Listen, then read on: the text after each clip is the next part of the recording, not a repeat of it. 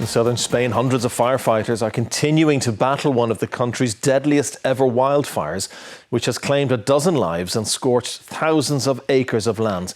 Officials said those who died were of different nationalities and had been trapped in vehicles or had attempted to flee the flames on foot.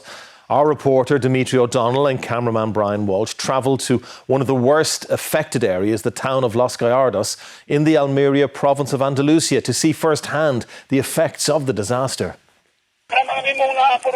Wildfires have ravaged huge swathes of southern Spain, turning these once idyllic, tranquil holiday destinations into charred and barren landscapes.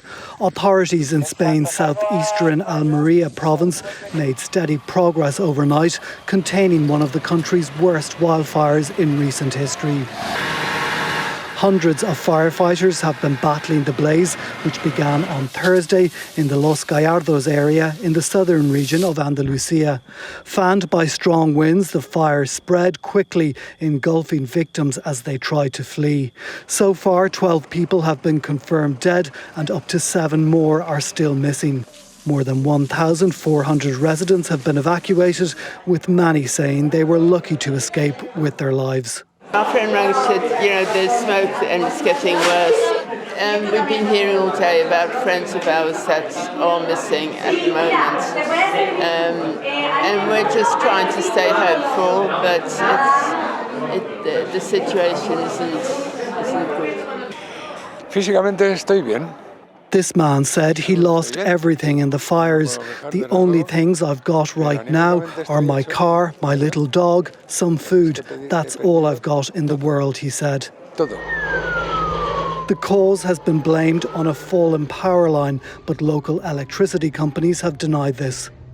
With much improved weather conditions, Spanish authorities hope they've done enough to stop the fires from spreading further, preventing any more loss of life in a region that's been left traumatised by the tragic events of the last few days. Dimitri O'Donnell, RTE News, Andalusia, Spain. Well, let's speak to Dimitri, who joins us now from southern Spain, where he's been reporting from all day. And Dimitri, perhaps you can bring us up to date with the very latest position in terms of what the authorities are saying tonight.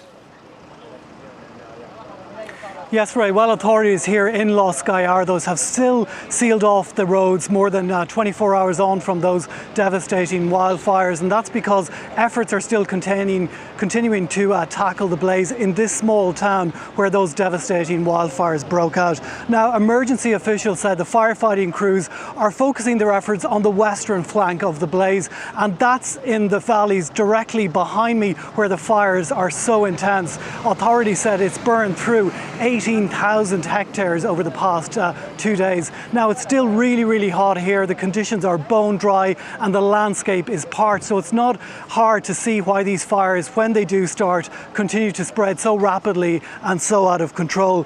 Now, the firefighting efforts are continuing on 2 fronts. All day there's been helicopters coming over and back this valley. There's none at the moment, but they've been coming back and over that valley over the past 12 hours really, with water cannon, and they're dropping water from above on the fire. And then you've got hundreds of firefighters on the ground trying to contain the wildfires locally, and their efforts have been making a difference. The local governor here said that the improved weather conditions overnight meant that the winds were less strong, and that meant they were able to get it under control. So far, authorities have confirmed that 12 officially have died, and these are mainly foreign nationals who live in this region, mainly popular with British and Belgian nationals, and there's 1 Spanish too also among the dead. The missing toll has been revised downwards from 23 yesterday to around 7, but authorities have cautioned that those things could change once more resources are deployed to the region. Overall, temperatures are still hot, and they've not ruled out further fires happening, Ray, in the coming days in this region that's already devastated by weeks of intense heat waves.